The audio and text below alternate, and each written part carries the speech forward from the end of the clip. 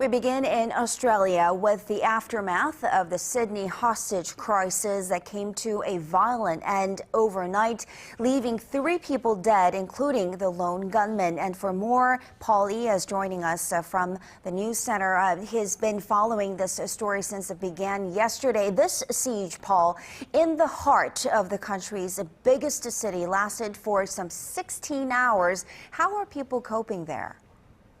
Well, many Australians are still coming to grips with this incredibly traumatic ordeal, while authorities are trying to piece together exactly what happened in those final fateful moments.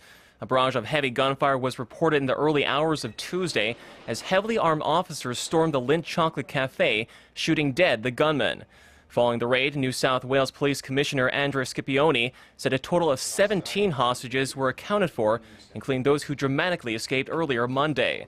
However, 2 civilians were caught in the crossfire during the operation. 34-year-old cafe manager Tori Johnson and 38-year-old mother of 3 Katrina Dawson were pronounced dead later at hospital. In a national address, Australian Prime Minister Tony Abbott expressed his condolences to the victims' families.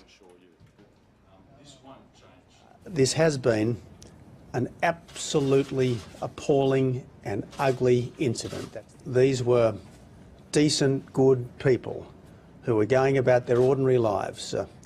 It's about as innocent a thing as anyone can do, to go and grab a cup of coffee before the working day has fully started.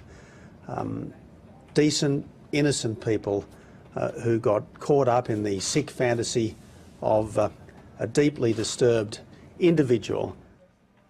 So let's talk more about this deeply disturbed individual. What details have police have gathered so far or are disclosing on this individual? Well, at the same press conference, Abbott described the hostage taker as a mentally unstable man who had a criminal record and was infatuated with Islamic extremism, but was not on a terror watch list. A police source named the gunman as Manhoran Moniz, a 50-year-old refugee from Iran.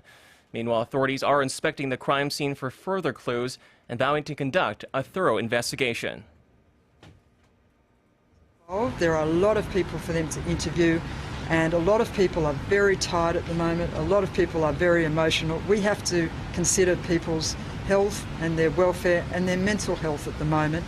So this will take time for us to gather all the information so that we can piece together bit by bit exactly what happened. They'll also have to answer how the gunman, a self-styled Muslim cleric, was allowed to walk into the chocolate cafe that fateful morning with a loaded weapon in a country with tough gun control measures. Back to you, Chetty.